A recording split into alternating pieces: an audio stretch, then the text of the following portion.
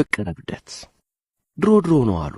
ያኔ በጥንት ዘመን ገና ዓለም ሳይፈጠር ሰው የሚሉት ፍጥረት ሳይኖር እግዚአብሔር የሰው ልጅ ባህሪያት የሚባሉትን ሁሉ በአንድ የተወሰነ ቦታ ከልሎ አስቀምጧቸው ነበር።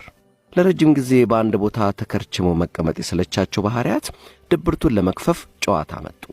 ድብብቆሽ ሊጫወቱ ተነሱ። ከባህሪያቶቹ መካከል ድንገት እብደት ተብየው ተነሳና እኔ ቆጥራለሁ እናንተ ተደበቁ አለ። ወዲያው ነው ሁሉም የተስማማው። አሁና ማን ሞኝ ያለ እብደትን ተደበቅ ብሎ እሱን የሚፈልግ? ከዚያ በኋላ እንግዲህ እብደት ፊቱን አዙሮ መቁጠር ጀመረ። 1 2 3 ይሄኔ ባህሪያቱ ለመደበቅ ይጣደፉ ጀመር። ሁሉም ባገኘው ስርቻ ተሸጎጠ። ለምሳሌ ያክል ውሸት ድንጋይ ስር ደበቃለሁ ብሎ ለፍፎ ሲያበቃ ሐይቅ ውስጥ ገብቶ ተደበቀ። እብደት መቁጠሩን ቀጥሏል። 79 80 81 ይሄኔ ከፍቅር በስተቀር ሁሉም ባህሪያት በየስርቻው ተደብቀዋል። ጅሉ ፍቅር ብቻ ሳይደበቅ ተንከርፍፎ ቀረ። ለነገሩ ይሄ አይደንቀንም።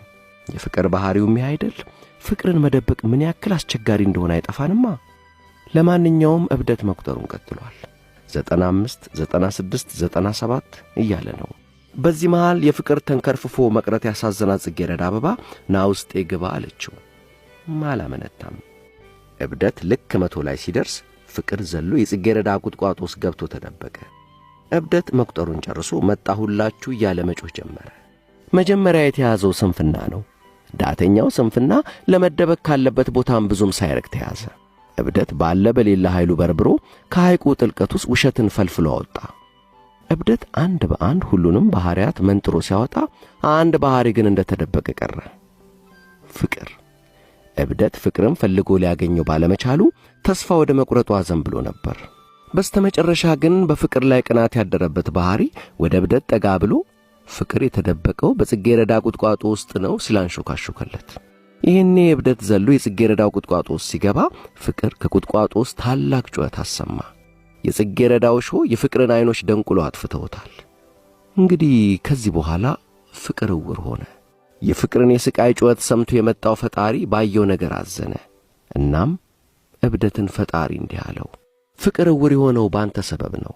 በመሆኑም ከዛሬ ጀምሮ ፍቅርን የገባበት ቦታ እየተከታተልክ የምትመራው አንተ ትሆናለህ። መቼም ቢሆን አብራችሁ ትሆናላችሁ።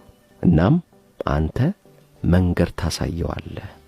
እንግዲህ ከዚህን ጊዜ ጀምሮ እውሩ ፍቅር በእብደት እየተመራ ያላሰሰው የምድር ክፍል ያልጎበኘው ጎጆ የለም። ከዚያን ዘመን አንስቶ የእውሩ ፍቅር ክንፍ መንግዴው እብደት ሆነ። እናም ከዚያን ጊዜ አንስቶ የንጉሡን ቤተ መንግሥት ከደሳሳው ጎጆ፣ የሩሩህን ልብ ከጨካኙ፣ ቸሩን ከንፉጉ፣ ምሁሩን ከመሃይም፣ ደፋሩን ከፈሪ እንደቀየጠ አለ። ዓለምም በዚህ ቅይጥ ሳቢያ ይበልጡን ኅብረ ቀለማዊ እንደሆነች አለች።